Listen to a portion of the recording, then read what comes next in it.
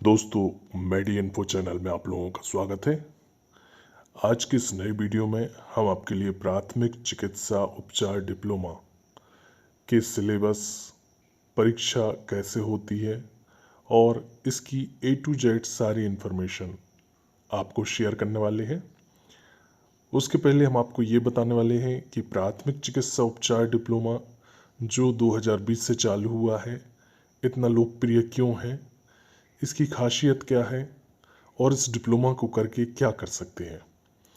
क्यों 90% लोग प्राथमिक चिकित्सा उपचार का डिप्लोमा करना चाहते हैं। इन सब बातों को डिस्कस करने से पहले मैं चाहता हूं कि अगर आप लोगों ने अभी तक इस चैनल को सब्सक्राइब नहीं किया है तो हमारे इस चैनल को सब्सक्राइब करें, ताकि आपको मेडिकल लाइन के ऐसे कोर्सों के बारे में नए अपडेट तुरंत मिलते रहें। तो दोस्तों, सबसे पहले मैं आपको बताना चाहता हूं कि प्राथमिक चिकित्सा उपचार डिप्लोमा, जिसको इंग्लिश में diploma in first aid treatment बोलते हैं, काफ़ी लोकप्रिय है। फर्स्ट एड ट्रीटमेंट डिप्लोमा इसलिए काफ़ी लोकप्रिय है क्योंकि इससे आप प्राइवेट हॉस्पिटल में, प्राइवेट सेक्टर में जॉब ले सकते हैं। इसके अलावा गवर्नमेंट हॉस्पिटल में इसके बेस पर जॉब निकली हैं, उनमें भी आप अप्लाई कर सकते हैं। अगर आप गवर्नमेंट सेक्टर की जॉब के बारे में ज़्यादा जानना चाहते हैं तो उसके लिए सेपरेट वीडियो बनाए हैं, उनको आप देख सकते हैं। इसके अलावा ग्रामीण क्षेत्रों में या शहरी पिछड़ा क्षेत्रों में इन कोर्सों के द्वारा आप अपना काम कर सकते हैं। जी हाँ, इन कोर्सों को करके कोर्सों के सिलेबस, विषय वस्तु के हिसाब से इन क्षेत्रों में आप अपना खुद का भी कार्य कर सकते हैं।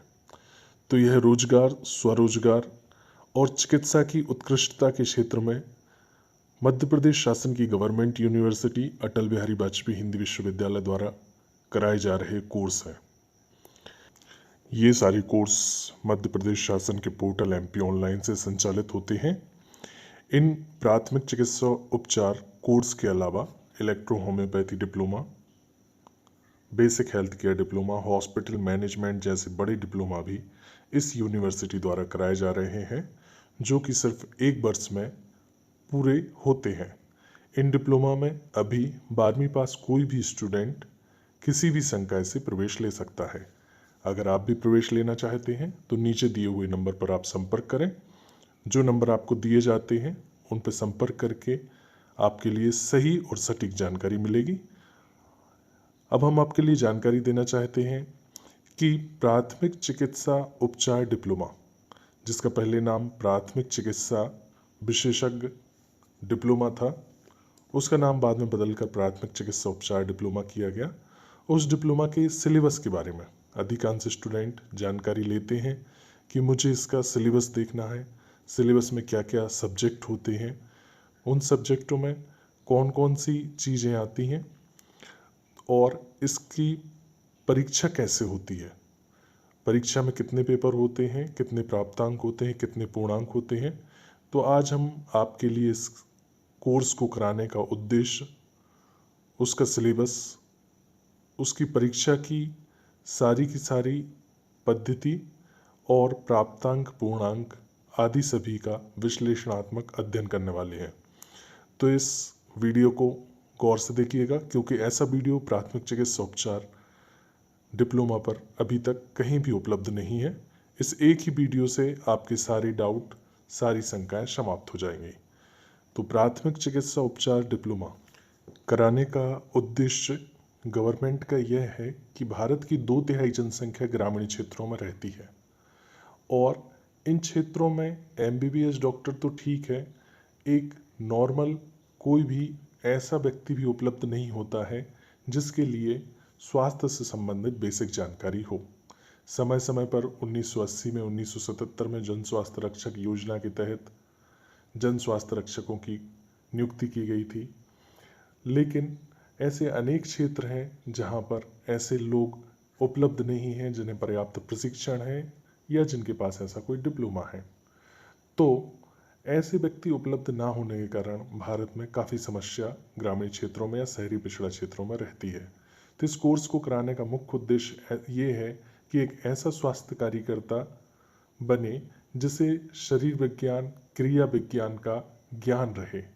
उसके अलावा उसे संक्रामक और अनेक प्रकार के रोगों के बारे में भी जानकारी रहे।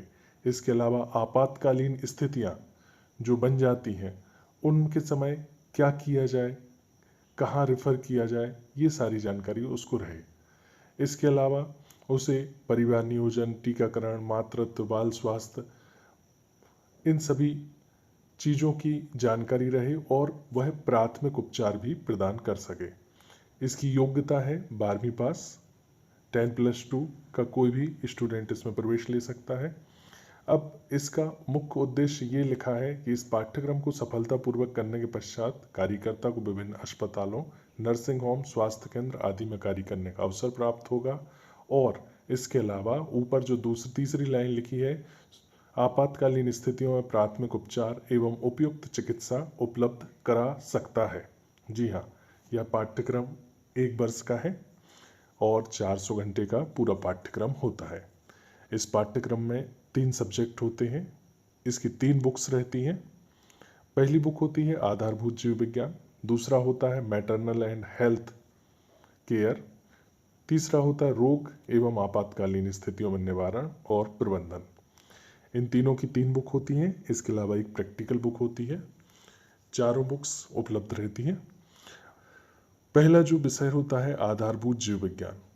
आधारभूत जीव विज्ञान का मतलब होता है एनाटॉमी एंड फिजियोलॉजी। आधारभूत शरीर संरचना और क्रियाविधि। शरीर जो कोशिका से मिलकर बना होता है, कोशिका, तंत्र, अंग, अंग तंत्र और शरीर, इन सभी की स्टडी इस प्रथम प्रश्न पत्र में होती है। इसके बाद दूसरा इसका पार्ट होता है हमारा शरीर एवं प्रतिरक्षा प्रणाली, जिसे हम इम्यूनिटी बोलते हैं। जो हमारी इम्यूनिटी रहती है, जो एक्टिव या पैसिव हो सकती है, जो प्राकृतिक रूप से या उपार्जित होती है। तीसरा भाग होता है स्वास्थ्य एवं स्वच्छता के बारे में। स्वास्थ्य क्या होता है, स्वास्थ्य के लक्षण क्या हैं, परिभाषा क्या है, स्वच्छता, साफ सफाई, दिनचर्या। फिर होता है पार्ट 4 सामान्य रोगों का निवारण एवं घरेलू उपचार। सामान्य रोगों से बचाव कैसे कर सकते हैं, घरेलू उपचार क्या रहते हैं। अंतिम इसमें लेसन होता है, पाठ होता है पोषण, हमारा भोजन, भोजन के कार्य, किस टाइप का संतुलित भोजन हमें करना चाहिए, किन भोजन को करने से कौन कौन से विटामिन, हार्मोन्स शरीर में प्राप्त होते हैं, किस भोजन को कब कितनी मात्रा में लेना चाहिए। इन सभी चीज़ों को इसका जो प्रथम विषय होता है उसमें कवर किया जाता है। इसके बाद इसका दूसरा जो सब्जेक्ट होता है वो होता है मातृत्व एवं बाल स्वास्थ्य की देखभाल, मैटरनल एंड चाइल्ड हेल्थ। तो गर्भावस्था और गर्भावस्था में महिला की देखभाल, गर्भावस्था के पहले और गर्भावस्था के बाद में माता की कैसे देखभाल की जाती है, क्या प्रसव होता है, प्रसव के दौरान माँ और इस शिशु की स्थिति का आकलन, प्रसव के लिए क्या तैयारी की जाती है, ये सारी चीज़ें आपके लिए प्राथमिक चिकित्सा उपचार के द्वितीय विषय में पढ़ाया जाता है।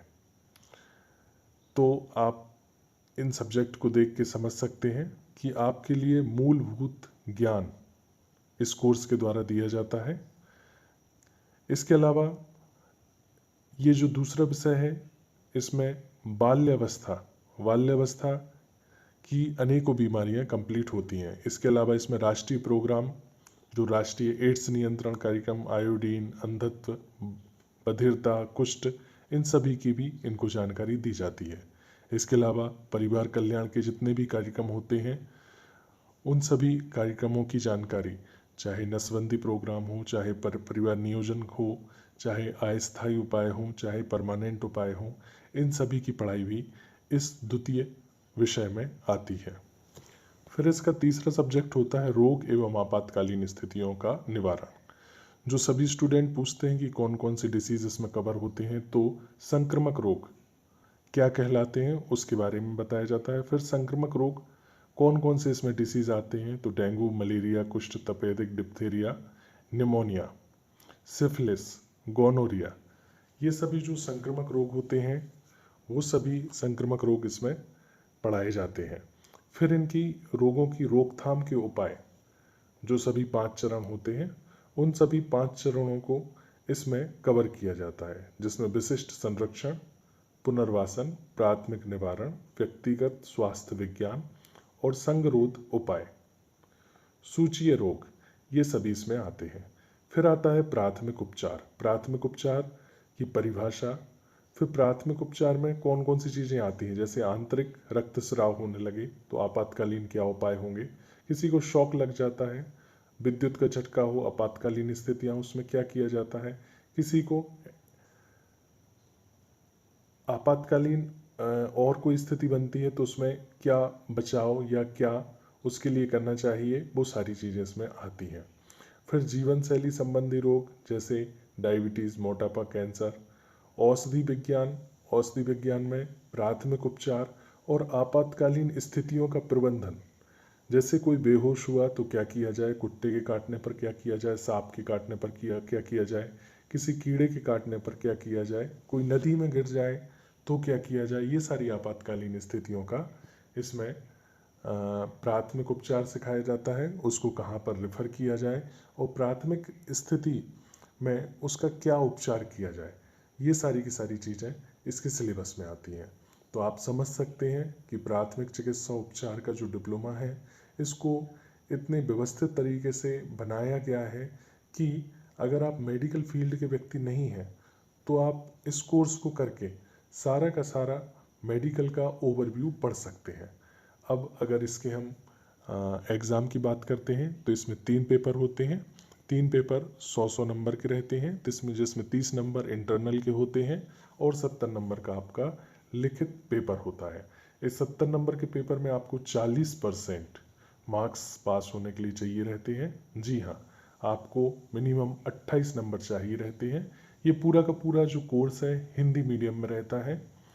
इसमें आप कुछ कुछ इंग्लिश के टर्म्स भी यूज़ कर सकते हैं। इसकी जो बुक्स रहती हैं उसमें कुछ कुछ इंग्लिश के टर्म्स रहते हैं, क्योंकि सभी टर्म्स हिंदी में समझाना मेडिकल लाइन के संभव नहीं रहते हैं। तो पास होने के लिए मिनिमम 28 नंबर आपके लिए 70 नंबर में से चाहिए रहते हैं, जिनको आप जब 1 साल इसकी बुक्स से पढ़ाई करते हैं और 1 साल में सिर्फ 3 पेपर होते हैं, वो भी आपकी इसके साथ साथ क्लास भी लगती हैं, तो इतना स्टूडेंट, कोई भी स्टूडेंट जो 12वीं पास है, इतना कवर कर लेता है। अब इसकी कुछ बुक्स भी उपलब्ध हैं। एक प्रैक्टिकल की बुक होती है और 3 सब्जेक्ट की बुक होती है। अगर आप में से कोई स्टूडेंट इन बुक्स को चाहता है तो वह इन बुक्स को दिए हुए नंबर पर संपर्क करके प्राप्त कर सकता है। उसको कोरियर के माध्यम से ये बुक्स प्रोवाइड कराई जाएंगी।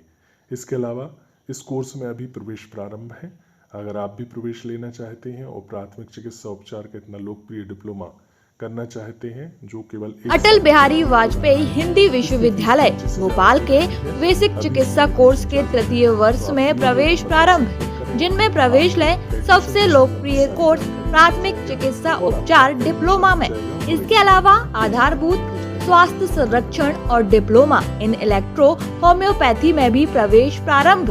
किसी भी संकाय से 12वीं पास ले सकते हैं प्रवेश। समस्त कोर्स मध्य प्रदेश शासन के अधिकृत पोर्टल MP ऑनलाइन के द्वारा प्रवेश के लिए दिए गए नंबर पर संपर्क करें। तो हमारा नंबर है 7974035922।